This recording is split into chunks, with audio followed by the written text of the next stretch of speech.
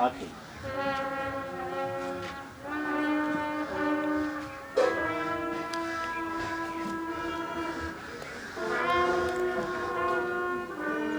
Hey, Monso, so dear boy. I dare send the paper. I say. Oh, there be that.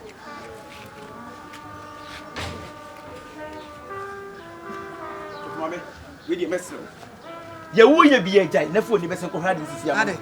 You would, my dear medicine, say, when you at the promenade. Yeah, dear. We'll bet you delay. You go trust me today. Churches, Miss, I wouldn't say I'm in Penu. Last what time I had a call on who's a baby? And never think so for me. Oh, and Mamma Cassan, what? Who did the Mexican? Master. Secretary of the Victor, the Mexican phone could have you. Tetaku, who bet you make a beard? Everybody know that I'm simple on medicine with the draw. I know. Tetaku, let my temperature become there. I know. Let's go. Let me do what you cooperate to cool boy to them. Nobody made. Let's go to work. I'm from never cancel. Let's go to where you go see so. See so up and down. You go see so. You ever see? Let's see. What you walk? And then you go pass. You go believe me today. So for me, and I make sure the young one for you. What's why the die. See so up and down. We'll see you so.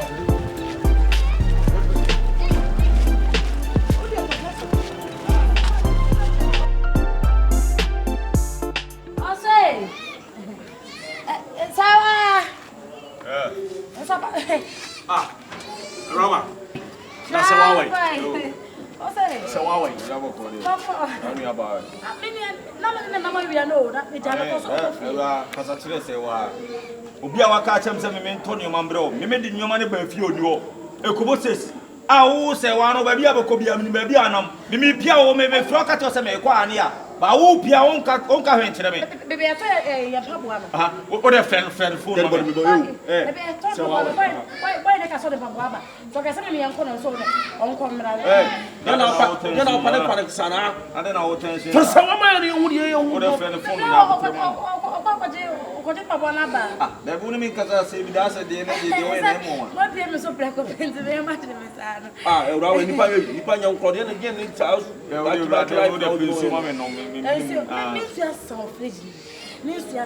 just see a major boy step here. Tell him, boy. I'm so called in Pabua. There be a rug. I get a return. Yes, I'm going to make you. So, I want to be so. I'm now, dear friend. One, my hope, because we never know what men are going to hold. There be also oh, Padicare. Yes, I make what am I friend for me about? What upon your from? May I hold here? Ah, you, that's a waffle. Yes, the penny 4 ring goes with me. Ah, what I for? Oh, Dana, it's not what Dana for? Are they? So what?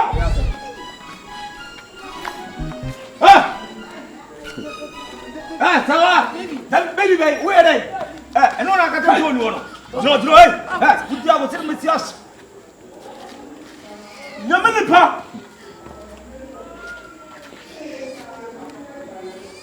Sufo. I know what is some highlights never do. Sufo. I see I what? See, no, I suffer. No, you said, I'm going to get another boy. See, they're pulling again another. Who got so smart to me, boy?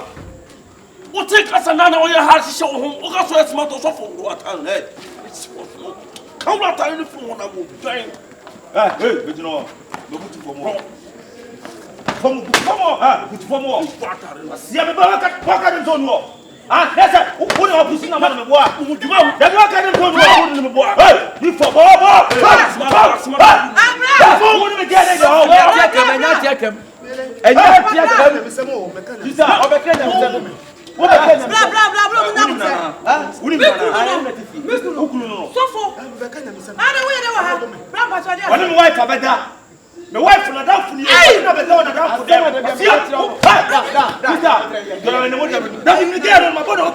Ai mutie bra me pacho me slow.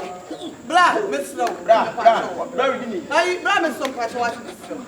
Da bu woni me get ba beda. Ase wo ye we. Na wo Awurama wo. Wo Awurama. Me se da beka yo. Wo ka wo ni sam. Me ready say na tutie. Obi a wo tire to wonim. Exse ni pacha no. Wo ni wo ba beda. Na de bia tete ko ka no. A no kure ne sa. So for me catch that. Yes, we me beti o kuni gesi. So ma gesi ska betire mu nyina chema. Na me pese me ka abi asem nani. E bia na me ye ne kasa ko ba na won ti aso. O ma me gesi ska. Ai. Etina na se na me tete se so ne papa bi ta jire di no. Me ba no be man won ne. O ka ta.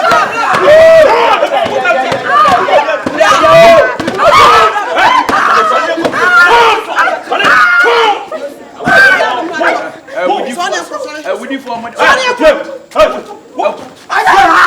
need for that I don't know. Hey, what's up? Hey.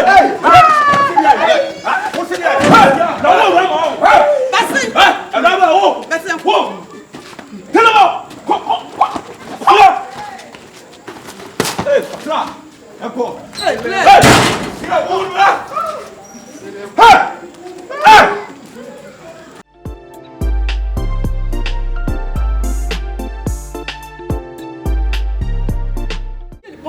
Papa. Me do won yaw. Na ka me obi a bes na nya so for wo da edo wanim. Wo da o se kwabo do betra se. Ah, na san se na checheku ka afro ma je checheku di papa. So for ti ko boy dwaman. Ani ye to ase se wo si uti so papa so. Wa ya de. So for atopa, wa ya de. So for apatai, wa ya de. Na me won shira wate. Na don't be go me ma say. Wo be go for power bonten. I didn't to me now. Where would him to go to see? Eh, Meja, what I never put on water. Meja, what dear? Now me quote now what Tona, sir. What's your name? I got better. Now, what you were for? So, what pretty woman, open up a pepper. Now, what's such a nipper and quite a me a supper, me a say. Why are you? Barry, what's she need? What? So far to pan.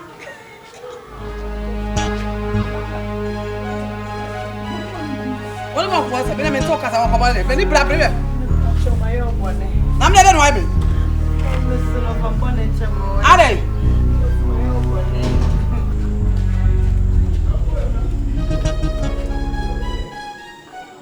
Hey, let's walk from your man. How do you know? Hey. Ay, e ba no say, just yes. Me so wa me no ja good yo. Me. Na e da ko say. Boy na nim fia na no fia so yo na no. Sa boy na no fia so yo na no. Oni na dey san ko asem no. Na me aji mi yo. Me na dey no ai me. Me no nyam body bia sister. Na asem na ba na be kan. Mamu nyina na fa cha wate. Mama body apayo no. Me. Na be da ni asu dia ba me. Na be body. Day. Ben so mi tio. Benjamin. Wo nya me body be am the jam hu na body be no ai. Ben so mi tio. Ooh la la.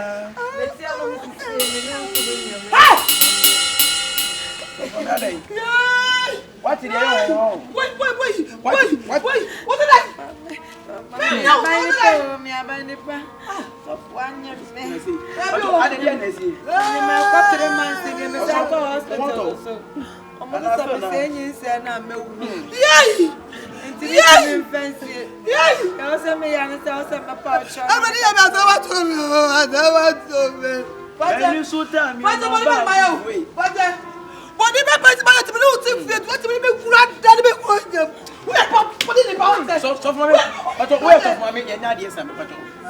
Asem we me hu ketre. Ama me die kire, ama me do di magise so for me yenkọ na fu onu ko bi. Wu ko mu no ka say fie ni pa de wu kun tire nchom. So for what so di ne kra. Wait. Wo papa na ni di ko so. Ameno. Ajire, kameno. Now so for the deep so now bottles no gum na so light. So for the bottles. Aye. It's money back to my mikuru. Money away. Money back to my mikuru. Fat my own fiancé. What is? So what you be cruising so na be cruising. Why are they now? O ka tell me say on konkoro na fa ni Why are they? Na be chia kwate. Why nyame mpo. Na pastor say bla be jawa there. Nyame ke chokwa na say. Me kwa sam ne ma na asama sa. Nsamba na chokwa ni kwa soja wale. What is sister? Sister. So what you for the be you was be hu. Mama me abani pa. Abani pa. We are bani pa. We are top man. We are bani pa. Also, man ka so wiye baba. Mi tem so so wiye baba. E wiye se no, se bi o mere ni nka so. Na say wo ye, wo di boni sa ko si wiye. Me brother abani so bolo. So bolo. Me brother abani. No wa me dia. Adai. Wa ko ta na ko ni mo bi. Wa nyam ke we baba ni ti bi OSOFO. Wo ti ko ni mo bi. Wai. Abuja. Je voulais moi. Alors il a dit. Eh je vois. What is it? Go to voir. Go to voir. Je sais où il est. What if you have an problem? Oni. Wa ta jo be ka. Abuja. Mon ami, je vous la OSOFO. OSOFO la chop, la caisse. D'ailleurs, me continue au chasse, me continue au sel. OSOFO la Agradaa me. OSOFO la dibote. OSOFO la Agradaa me. On comprend the past him talk to me. They empower me. Abi, on could talk past you. Pass him. Hey, they talk you. Stop my underwear. What the home so? Why is it? Can me be munya son mama. Munya kesi mama. Dabi na shia kapa. Ha? Bla. Munya kesi mama. Isa. Isi munya kesi moti. Jebu. Lafta mo. Jabu. Ama muso. Woni na nyam. Woni na nyam. Dabi. Woni na nyam. Zuye kasa. Oso yo buza so nyam. Woni na nyam. Dina sa jibi. Aso amele baba. Ah. Kasa. Woni na nyam. Woni na nyam. Papa yo teme na nyam. So so ai na me na nyam. Wo mo adamo. Wo bo na ko catholic. What? Woni na nyam. Kamu tum na wo yi. Obuza so woni na nyam ana. Woni na nyam. Jaro basta na kasa na nyam na nyam ye. Hero ojo cha to bi o yale. Wo sire. Esi bia. Je to mi do apawa mi na nyam me jitu. Bia, se mu se no da so nsam. Bo sa de so be mam di ko wura na yi mo. Se mu odi o. Bo sa so be mam. Dia yan se be jawale, so be jawale. Mama no me pasa to hotel. Odo ye wo to me jira me se ni Odo me pasa to hotel. me jira me se ni faso na. Esa ho to. Santo hotel no. Who speak for that hotel? Na abori ti boy kokko no mo hotel no ko power me. Pati. Enne nyame ya dum ko ba wusi mechi na ene hwe. Je do so hoso. Aye. Bra ma, amani ama. Me jawale. Aso ayira. Hey. Masa. Hey, ka kwa na. Say ba mo na me. Oso, ya se duom ni apam. Baby hey. Ozo he. Masa. Ani ti se man foro kwa. So, oso be say. Oso na ko be so ni ku ya so. Free ha kwa. What? Masa. Oh! Ah! Na wi ya ba. Na wi ya bo. Na wi ya ba. Na wi ya ba. What? Kiss mama. What? Oh, kwa ya ga kwa wo tira na kike ha. Diom. Hey, my friend Diom. Pudam, bema ba fi. Chibi you know. Masa so. Bema be fi bema be. Ensu na de pam ni pa. Ensu na de pam ni pa. Bema se ni ko. Who you know what time? Huh? Mr. Jamie. Who you know what? No wa kwa. No appearance. Like who just say yi ya no. Who yi ya no. Get out. Pie. But when it itself. What it? Come and hug me. Why there? What's that?